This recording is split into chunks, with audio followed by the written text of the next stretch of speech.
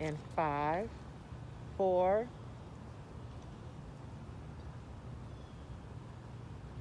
All right, we're back again, Tigers, with Mr. McBody, our principal.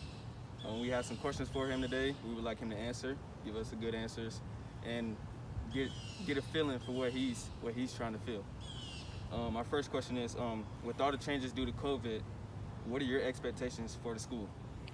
Well, actually, my expectations won't change as far as school achievement, as far as what we do academically, as far as what we do systemically as a school.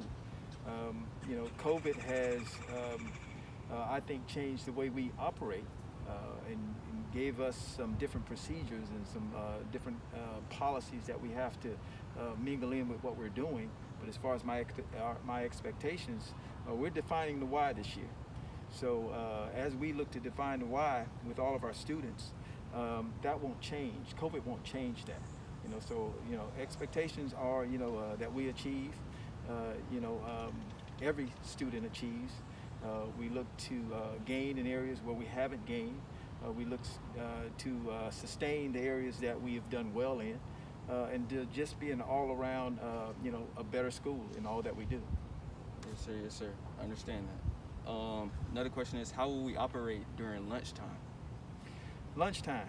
And what I will say is, as you look at our procedures, for this COVID-19 era, think about social distancing.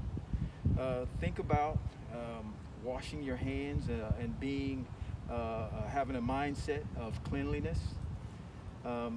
Think about wearing a face covering, properly.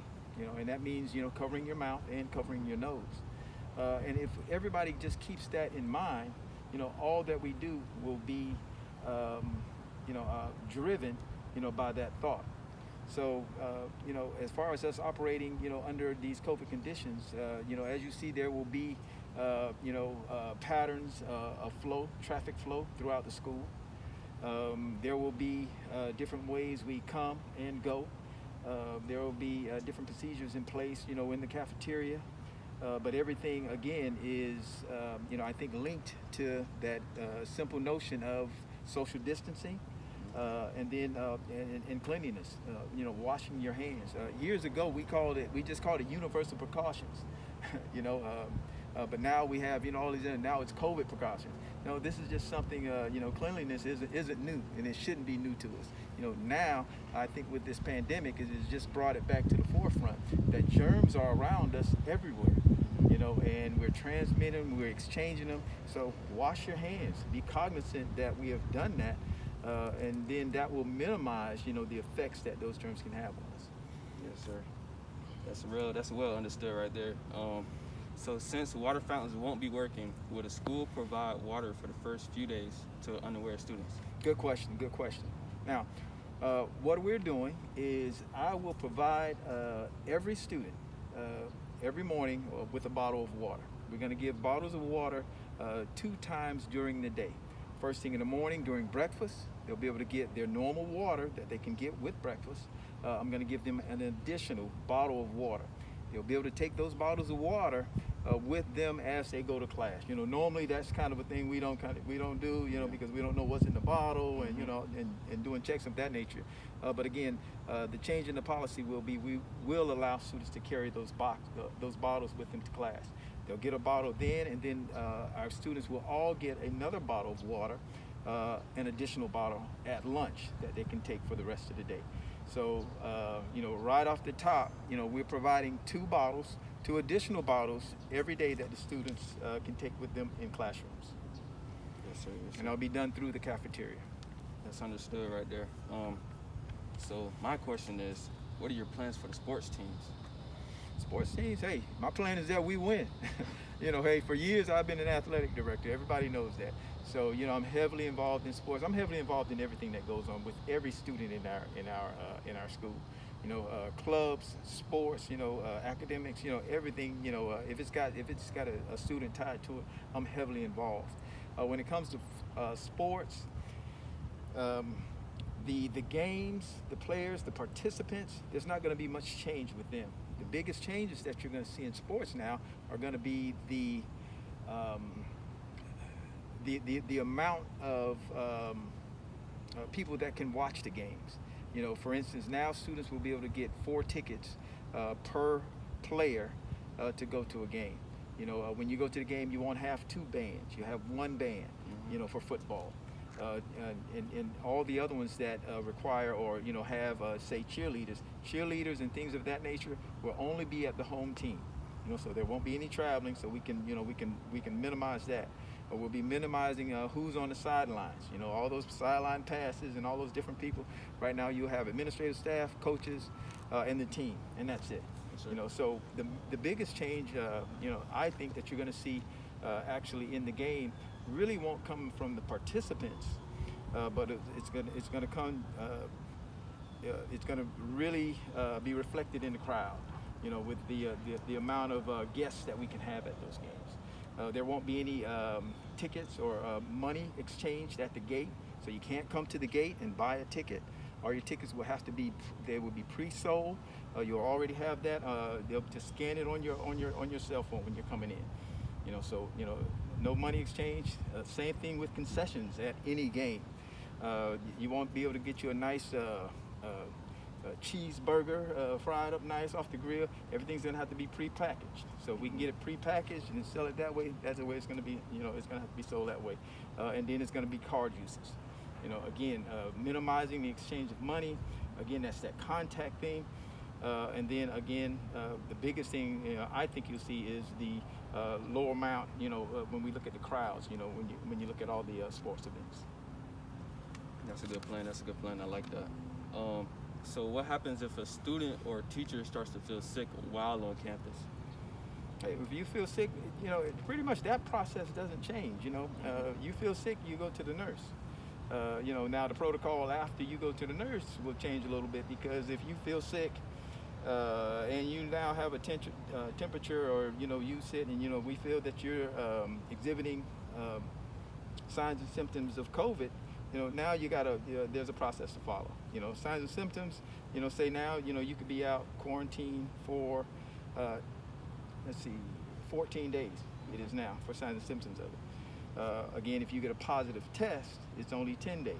You know, so there's just things that will happen, you know, in response to the signs and symptoms, you know, that you display, you know, if you're having a problem. So again, if you get sick in school, you know, we're going to ask that you go to the nurse. We have a COVID commander on site. We have an isolation room on site, and we would just use those things, you know, as necessary to minimize the spread or the effect of, you know, anything that could be contagious, you know, if it is COVID-like. Yes, sir. So we understand that that temperatures of teachers are taken as they're entering campus.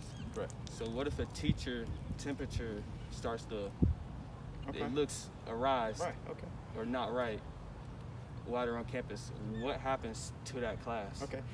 Now that's going to be pretty much the same procedure as it's always been. Okay.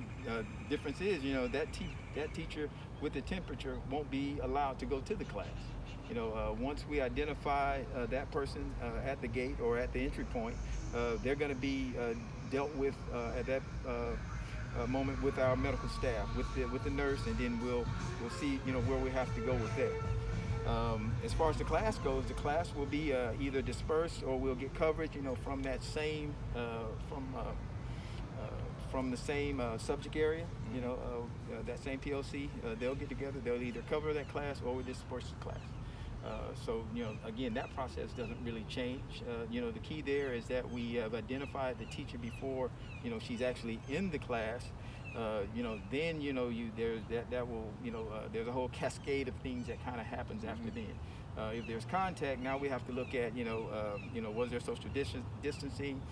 Did she have, you know, prolonged contact, which right now we define as like more than greater than 15 minutes, you know, with anybody. Who was she within 6 feet of? You know, all that kind of contact tracing, you know, it has to happen to see who was involved, how much of who was involved, to see then what we have to do after then, to see who else is involved with it.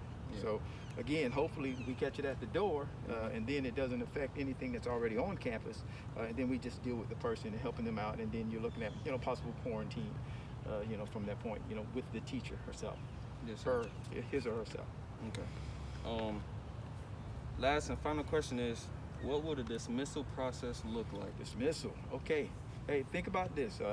Right now, where our school is we're going to have traffic flowing one way. Okay. You have the 200 building, the 300 building, everything moving from south to north. Okay. Think of it that way. So it's one-way traffic. Everybody has to go in on the south side, and then as everything moves, goes to the north side. Now, where we're gonna exit every day is we're gonna have what I call controlled release. Controlled release. We're not gonna just ring a bell and everybody go. Yeah. We're gonna ring. What we're gonna do, we probably won't even ring a bell. What we'll do is on some days, and we'll alternate it so we don't have some kids leaving early, always on the early side and some on the late side. But we may go with, say, 200 building and 400. So really that half of the school, that side of the school, everybody exiting out that north wing, going to the bus, and that, those areas, we get that cleared out, and then we'll go with the other side, 300 and say 600 ROTC, that side. So it'll be a controlled release, so that we can monitor the flow of students, and we can make sure, again, one of the things after school, no congregating. Everybody after school, everybody want to chill. Hey, I'm here, I'm there. I want to go see my boy, go see my girl, hang out. Now it's going to be pretty much, because we are in a pandemic. We need you to release, go. No congregating. So I'll have people out. We'll be in certain positions, and we'll be pushing the flow. Yes, we'll sir. be pushing the flow. Yes, sir. All right. Thank you, Mr. Buddy. That's all that we have for today. I thank you. We I thank appreciate you. having you here with Tiger TV Network. Guys, that's our new principal, Mr. McBody. And speaking of tigers, our tiger has a new tail now. I'm glad he does. Because a And tiger without a tail is a kitty cat or something. Don't think about touching the tiger now, because there's a lot of new cameras everywhere at the school now. We do. So all the new coming people, there's a lot of cameras. All the old comers, there's a lot of cameras now. Yeah, there's So cameras. be ready. There's Don't about touch 20. that tiger. That's right. We're on it. So now, Right. nah.